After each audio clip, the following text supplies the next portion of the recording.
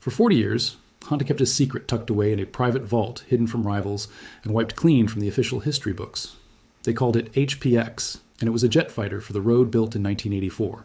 Yet, even more important than that, it's the car Honda used to secretly prototype the greatest supercar of the 90s. But here's the twist. They weren't the only ones. While all of us were buying Civics and Camry, the world's biggest automakers were building monsters, science experiments in secret labs, radical, high-revving, ultra-powerful weapons that we were never meant to see. And then, right as these supercars were ready for the road, they vanished. Today, we're uncovering 5 legendary cars that were hidden, banned, even cannibalized, starting with the ghost that created the NSX, the Honda HPX, a car that wasn't even designed to be sold. It was designed to ask a question posed by a handful of rebellious Honda engineers. What would a Honda supercar look like if Honda ignored every rule of car design? In 1984, it debuted at the 1984 Turin Auto Show looking like a spaceship that accidentally landed in Italy. It was styled and hand-built by Pin and Farina. No doors, no hinges, just a jet fighter-style Perspect canopy. You lift it off to drop into the tiny cockpit. The car itself was short, about 4.1 mm long and impossibly low. But it was underneath all of that where Honda was really innovating. A mid-mounted 2L dual overhead cam V6 directly derived from their Formula 2 program. Around 250 horsepower driving the rear wheels through a 5-speed manual. The chassis used carbon fiber, and Kevlar ground effect aerodynamics helped suck the car into the tarmac. The rear canopy was designed to act like an air bra. The engineering philosophy of this supercar was an almost religious pursuit of lightness, precision, and balance. They used an undersized iron block 2LV6, only because it perfectly mimicked the mass of the larger aluminum 3LV6 they knew they'd build later. The Honda HPX wasn't a design exercise like every other concept car. It was a science experiment, emphasis on the word experiment. They were secretly testing the balance for a car that didn't exist yet. The car, of course, would go on to be known as the NSX, and everything that the Honda engineers learned from the HPX under the leadership of the legendary engineer Shigeru Ohara, mid-A9 packaging and cooling, lightweight construction, the precise tactile feel of that high-revving V6, all rolled directly into the NSX project. That car in 1990 would embarrass all of Italy by being just as exotic to drive, but way less exotic to live with. The HPX prototype was too wild to be Honda's everyday supercar. So Honda did something you wouldn't realize based on looking at the NSX. They toned it down. Gone was the extreme wedge for a friendlier profile. No more sci-fi cockpit because nobody was pulling into the company parking lot and taking off their Perspex canopy to get into the office. And in the process of toning that car down, they built one of the most influential supercars of all time. Of course, all we ever saw was the NSX. And for decades, the HPX disappeared into Honda's vaults, turning into this whispered myth among Honda nerds. And then, all of a sudden, in 2024, Honda and Pinfina restored the HPX and rolled it out at Pebble Beach. A reminder that before Honda's brilliant engineers built the NSX, they built this. The car that nobody ever saw was the thing that shaped the car that everyone remembers. And as it turns out, this practice of building these supercars in secret labs wasn't that uncommon. Because while Honda was perfecting precision with the HPX, Nissan was trying to leapfrog the entire dang industry with a car that easily could have beaten the NSX. Except history refused to cooperate. It started in the mid-1980s, and Nissan decided they needed to build a technological missile. They spent years watching Porsche, Ferrari, and now rumors of Honda playing in the exotic space. So they came up with their own answer, the Nissan Mid-4. And it was everything a Japanese 959 rival should be. A 240 horsepower mid-mounted 3LV6, a fully bespoke steel chassis, fully independent suspension. But here was the twist. Mid-4 wasn't Nissan admitting the car was just average. It meant mid any need with all-wheel drive and four-wheel steering. That's right. If you're a Nissan nerd, your ears just perked up because the Mid-4 was Nissan's debut of 2 systems that would end up defining their performance cars going forward. An all-new full-time four-wheel drive system with a controllable front-to-rear torque split and a rear steering setup that could nudge the rear wheels by half a degree at speed for stability or agility. And this was in 1985. Most companies were still figuring out how to put power to 2 wheels without killing you in the process. But Nissan was sending torque to all 4 and steering from both ends too. You see, Nissan didn't just want a supercar. The engineers building the Mid-4 were obsessed with proving Japanese technological superiority. They were using the exotic mid-engined architecture to validate the complex mechanics and electronic control units for both the Atessa ETS all-wheel drive system and the high-cast 4-wheel steering. The first MID4 could do 0 to 60 in the mid 5-second range in about 155 Wh flat out. Not crazy by today's numbers, but absolutely in the mix with contemporary exotics. And then in 1987, Nissan came back with this, the mid-4, wider, lower, meaner, and under the skin, a twin-turbo VG30 making 330 PS. It had improved four-wheel drive, it had improved high-cast steering. 0 to 60 in under 5 seconds, a top speed north of 170 km/h. It was on paper Japan's supercar before the NSX even hit showrooms. And crucially, these weren't just static show cars. These were fully functioning mules. And period tests mentioned excellent balance, unyielding grip, how sorted they felt. So why the heck aren't we all driving Nissan mid-4? Well, the Japanese economy at the time had a little wobble and, well, the Nissan accountants did the math. Bringing the mid-4 to life was going to be too expensive. And so the Nissan mid-4 was dead. But even though the project died, the dedicated engineers refused to let their work die too. They harvested the Midor's organs, the sophisticated all-wheel drive system that became a Tesla in the R32 GTR, the four-wheel drive system that became high-cast rear steering in the Skyline and 300ZX, the twin-turbo V6, well, it was in the Fairlady turbo. The mid-4 may have not become a single supercar, but it did become Nissan's ticket to dominating Group A racing. It became the Fairlady that helped define Japanese design's performance cars. It became the technological soul of an entire generation of Nissan performance, fulfilling its mission not as one car like they initially intended, but as many cars. The mid-4 became more powerful as a ghost. Today, the surviving Midor prototypes sit in Nissan's Zama collection, which are occasionally rolled out as museum pieces. And every time people see them, the same question pops up. 1, what the heck is that? And 2, what if Nissan had actually built it? What if Godzilla had been a mid-in-a-need coupe instead of the boxy Skyline that we know now? What if Japan's first mid-in-a-need supercar had worn a Nissan badge instead of a Honda one? Well, we'll never know. But every time you see an R32 on the road or a twin-turbo Z on the back of a flatbread, you're looking at pieces of the mid-4 doing exactly what they were intended to do. Now, there's one bonus car that I have to mention, the Volvo 240, and while it's not a supercar, it was designed to have a superpower, invincibility. But you see, unlike the Honda HPX or the Nissan mid-4, the supercar actually made it to the streets. Of course, after I bought one, I learned that there was a catch with the Volvo's invincibility. Just like with people, once you hit 40 or 50 years old, some things just start leaking when they're not supposed to. Lucky for me, this video is sponsored by Raycon. So when I'm inevitably knuckle-busting my Volvo red block, I'm making sure to do it with some good tunes and my Raycon bone conduction headphones. That's right, I said bone conduction. These bad boys use off-ear audio, sending sound through vibrations in your noggin as opposed to through your ears. And that means I can listen to my 10-hour Doug Duro YouTube poop videos all while staying totally aware of everything happening around me. Upside down in an engine bay, that's fine. My Raycons stay locked to my dome thanks to the fit strap. And when a simple half-hour job turns into a multi-day bolt extraction, I've got up to 13 hours of battery life along with IP68 water and dust resistance to keep the sweat and brake dust at bay. And all that with the same audio quality as the big brands, but at half the price. It's bang for a buck that I haven't seen since, well, the Volvo 240. And now's the perfect time to upgrade your audio for the new year. Just go to Byracon.com, Albon, BC to get 20% off site-wide. Thanks Raycon for sponsoring this video. Now, while Nissan and Honda were actually designing the first JDM supercars, Toyota was focused on what was more important in the 8S. Group V rally, baby. By the mid-80s, rallying had gone completely off the rails. Group B cars were lighter, more powerful, and even more lethal than anything that should have been allowed near trees or people for that matter. We did a whole video about Group B's unaliving problem. But see, Group B was spiraling due to its dangerous nature. So the FIA was already planning its successor, Group S, more experimental, even more prototype-based, super limited runs, but also with more safety equipment and stricter power limits. It was supposed to be a safer way to keep the technology arms race going in motorsports. And while Toyota, they wanted in. And on paper, they already had a fitting mid-90s car, the MR2. But this isn't about the MR2. This is about the Toyota 222D. Now, as you can see, it kind of looks like an MR2. But please hold your first impressions because this wasn't just an MR2 with a body kit. It was a secret rally weapon wearing an MR2-ish disguise for testing. The core engineering group was from Toyota Team Europe, Toyota's motorsports skunk works in Germany, led by chief engineer Aki Kosato. Their directive was to create the ultimate Group S weapon, no holds bar, and to think outside the box, while staying mostly inside the rules.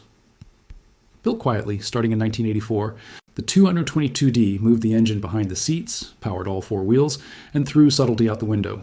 The engine was a mid-mounted 2.1L Turbo 4, specifically the 503E racing engine from Toyota's Limo cars. Yeah. Hello, did you hear that correctly? An engine from a Leal car. It was somewhere between 600 and 750 horsepower, sent to all four wheels in a chassis that was hardly 750 kilo. That power-to-weight ratio puts it in the same conversation as an F1 car of the era. The suspension borrowed ideas from the upcoming Celica GT4 with double wishbones and multi-links, tuned for brutal gravel stages. And underneath that flared MR2-like body, Toyota even experimented with a variable center diff that could change the car from two-wheel drive to four-wheel drive, depending on what the stage demanded. If you remember correctly, the NSX development had Iransa consulting, because he was the grip king. But this Toyota, well, it had WRC royalty like Juha Kankkunen and Bjorn Valdegard helping refine the car. And Toyota's singular target was to have the 222D ready for the 1987 season just as Group S came online.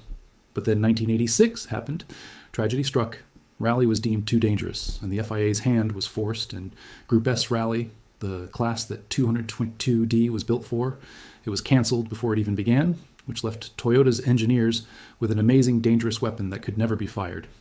And Toyota Japan's rules at the time meant that most of the 11 or so chassis that had been built had to be scrapped or destroyed. But as it goes, a handful quietly survive. Development mules, incomplete shells, cars, engineers forgot to crush, and two of them live on in the open. A menacingly black 222D at Toyota Motorsports in Cologne, Germany, and a white one in Japan, shown occasionally in Tokyo. There are even a few rare videos in circulation of it tearing up Goodwood. And that's when you realize this wasn't just some half-baked prototype. It was ready. It was just born too late. But you see, the fury of the work of those engineers was not wasted. Toyota pivoted and channeled that knowledge, the engine mapping, the chassis design, the all-wheel drive system directly into making a Celica GT4 the champion in Group A. The 503E engine kept racing at low in Group C as well as in IMSO. And honestly, on paper, Toyota didn't really need the 222D to succeed in motorsports, but it still lived on in the hearts and minds of its engineers as a what if. What if Group S had happened? Would it have been a champion, or would it have been another rally monster we remembered for the wrong reasons? In a strange way, the 222D's cancellation spared it that question. It never got the chance to crash in front of spectators or to be banned after controversy, as was the case with many other rally cars. Instead, it lives on as this almost mythical Super MR2, a car that represents the absolute limit of how far Toyota was willing to go when the rules barely existed. And frankly, its lack of a competition record actually makes the legend bigger. Because the 222D isn't tied to results, it's tied to a feeling. The feeling that there is a version of rally history where things got even more insane than Group B, and Toyota was fully ready to be at the front of it. But the thing is, not every prototype meets that fate. Because while Toyota's rally monster was being shut down because of regulations, on the other side of the planet, an American car was also being built with no rules at all. No homologation, no safety class, no racing category, just a simple idea. What if we built a modern Shelby Cobra and didn't overthink it? So far, all of our cars have been shadows. Concepts turned into something tamer, tech demos cannibalized for other models, rally weapons scrapped by politics. But this next one is different. This is the first one that won.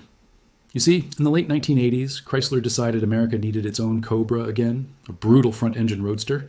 They didn't care about comfort or safety nannies or taking the easy path.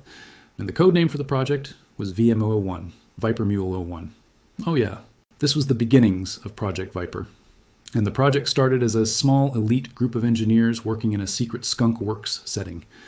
And by secret skunk works, I mean they borrowed a corner of a Jeep factory and set up shop there.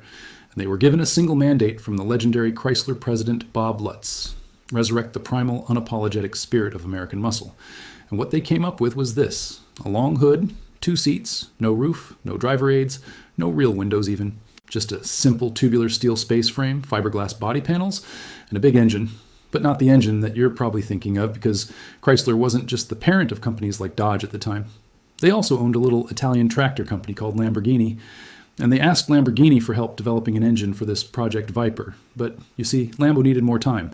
So the first VM1s were built with the 5.9L Chrysler LA V8, good for about 250 to 300 horsepower. An iron block V8 that weighed about the same as the aluminum V10 that they were developing.